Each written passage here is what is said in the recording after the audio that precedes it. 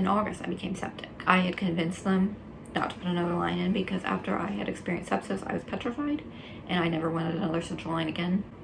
I convinced them that I didn't need it, that I would just go home and I would try to eat and do my meds if possible. I had all these lumps pop up all over my body. They were kind of under the skin, like subcutaneous. I thought they were just lymph nodes from an inflammation response. When I went into my doctor with anaphylaxis, the day I had epied, he looks at me and he's like, Cheyenne, those aren't lymph nodes. They're not even in spots lymph nodes are. And I'm not a doctor. I don't know that. And so I was admitted for that too. And it was a mast cell response. Some people with mast cell get something called Darkham's. And we entertained that idea, but it was something I noticed that when I'm in a mast cell flare, I get these lumps all over. When I'm halfway decently stable, they go away. And they hurt. And they're about yay big, like a marble. September 2015, I could not even tolerate TPN anymore for the gut rest. I was reacting to everything. I would do 50 milligrams of Benadryl, big doses of steroid, and my Pepsid and everything. And I was still like having to epi within the hour, because I was not responding well. Like it would work for a few minutes and then I'm back in anaphylaxis. When I go into anaphylaxis, usually my blood pressure can drop, but most of the time it goes high. I end up in the outpatient clinic that day. The mast cell specialist had said, like, if the reaction's still severe and you're still feeling short breath and you're not responding to the Benadryl and other medications, then usually you epi and everything will normalize. They saw my sky high blood pressure and my doctor's like, no, you can't epi because epi normally brings people's blood pressures up more. But because my high blood pressure was due to an allergic reaction, we epied and my swelling went down, of course, and my lips were like, and my eyes were squinty. But everything normalized. My blood pressure was back to like 120/80. And he was amazed as he watched it. He had to call in other doctors because that's not supposed to happen, but it does because mast cells is wonky. They gave me a week on absolutely nothing but IV dextrose, not even TPN, and I was still having recurring anaphylaxis. And I was starving to death practically because I kept trying to reintroduce some foods here and there, and I did rice while I was in the hospital. We tried different things while I was there, and it wasn't working. I've left a lot of this out because it's just insanely long, but then I started the continuous diphenhydramine infusion, and that is where there are small amounts of intravenous Benadryl delivered at very low amounts continuously over a 24-hour period. Instead of doing 50 milligrams every 4 to 6 hours, instead I was receiving, right now I do 11 milligrams continuously, so a little bit every time, and that keeps the half-life of the diphenhydramine Benadryl from wearing off. And with that, I was able to tolerate some J-tube feeds. I pulled my feeding tube out when I was doing good. They put in an NJ and they put me under surgery again. And I had a GJ place, a second one, in the same hole. They just recut it open. I had a Hickman central line place to receive the continuous diphenhydramine so I wouldn't have to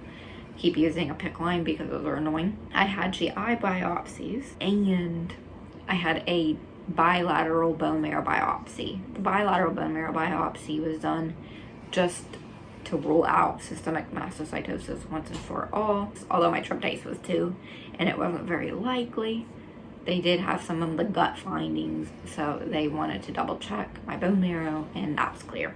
In January of 2016, my cat died. That sent me into a huge flare. I no longer tolerated feeds during that. I was still on the CDI, and so all the formula that I had found that I tolerated, I no longer tolerated it because I was in that flare. So then they put me on TPN, but then I was reacting to the TPN too. I was in the hospital from January, late January to March, and I moved in April. When I moved, I was good for the first month. I changed home health companies, and when I changed home health companies, I started a big decline. We didn't make that connection before. Just FYI. I couldn't even walk for almost 8 months. The mast cell specialist asked what had changed because I just looked like death warmed over. What changed? And so we made a timeline on everything that has changed. Yes, we moved houses, but I was fine for the first month in the house. So what changed? And we determined that it was the home health company. So then what changed between those two home health companies? It was the brand of bags. When I was in Florida, that home health company, they used B. Braun brand of fluids. And that's what they mixed my meds in. They used B. Braun bags. Everything was B. Braun. And when I had switched home health companies, they used Baxter product. They ordered all B. Braun supplies for me. And guess what? I turned back around. I dropped down to 81 pounds, but I started getting my weight back and I was able to walk again. My pain levels were significantly less. I was coming back around and I got a new equilibrium. It was great. The reactions can change too. And with each trigger, the reactions can be different. So for example, for me, even infusing an infusion that's too cold can send me into, I get like a stroke-like episode where I go paralyzed on one side. There are certain medications that I react to that I will have seizures. In those type of reactions, first my O2 will drop. You won't see any visible swelling. My O2 will just drop. I'll go unconscious and I'll start having a seizure, not a violent seizure, just one where like your neck twitches a little bit and your eyes roll in the back of the head, and it responds to Benadryl, not seizure medication. And then I have the classic reactions, like certain laundry detergents will just go off, just balloon up. And then I have other reactions where, like my main ones, they're usually very cardiac involved. Some triggers you won't have a huge full-blown event. You'll just have leaking symptoms. So your pain will increase from baseline.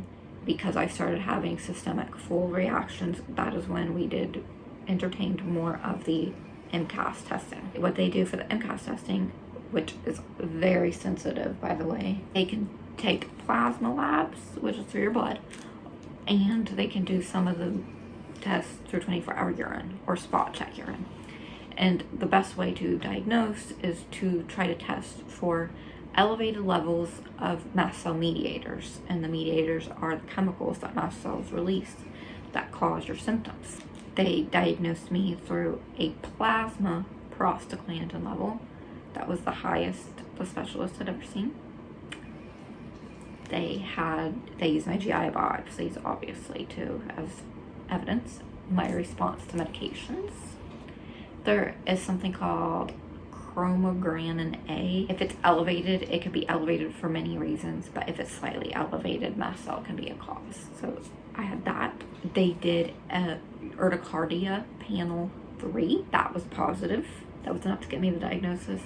Now, as I've gotten older, they had attempted the 24-hour urine. The 24-hour urine is better for diagnosis because it shows that level throughout an entire 24-hour period and not just the exact moment that the lab was taken.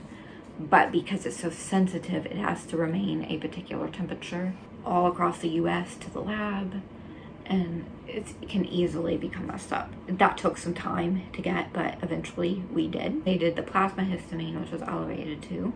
They did the 24-hour urine histamine, which was elevated. They checked prostaglandin, I believe it was F2 in 24-hour urine, and that was elevated. And then they did my leukotrienes E4, if I'm not mistaken, and that was elevated. At the time that these labs were taken, I did not stop my continuous diphenhydramine infusion, and I was taking Cortef daily. I was still on my intravenous IV Pepsid, so none of that was stopped. You do have to stop proton pump inhibitors for some of the tests. I believe that's the chromogranin A one. This definitely isn't all of my story, and I left a lot out, a lot of my trial and errors, but my number one advice, if you have a mast cell disorder, whether it's systemic mastocytosis or MCAS, like me, is to identify your triggers. You can't necessarily rely on an online list because every patient is different. The response is different. While you want to avoid stuff that are natural mast cell degranulators like NSAIDs and morphine and certain antibiotics like vancomycin that are known mast cell degranulators in the regular population, there is no rhyme or reason. It changes. You just have to try to go with the flow and roll with the punches and know that the only way to lose with this disease is to stop trying. You can never stop trying.